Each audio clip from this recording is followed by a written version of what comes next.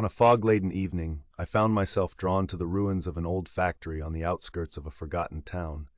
The locals avoided it, whispering tales of strange occurrences. Curiosity, however, got the better of me. As I stepped through the rusted gates, a chill ran down my spine. The building loomed like a giant, its windows shattered like jagged teeth. Inside, the air was thick with dust and decay, yet an inexplicable urge urged me deeper. The echoes of my footsteps bounced off the crumbling walls, but soon they were joined by another sound, a distant, eerie whisper. I paused, straining to hear, but the whispers seemed to slither away, pulling me further into the labyrinth of shadows. Each room told a story of abandonment, with old machinery standing like silent sentinels.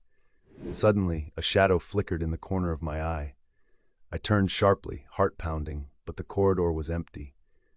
The whispers grew louder, swirling around me, an unintelligible chorus of despair. Panic surged, and I stumbled backwards, tripping over debris. The shadows seemed to close in, suffocating in their presence. Mustering all my courage, I bolted for the exit, the whispers chasing me until I burst into the open air, gasping. Even now I can still hear them in the silence of the night.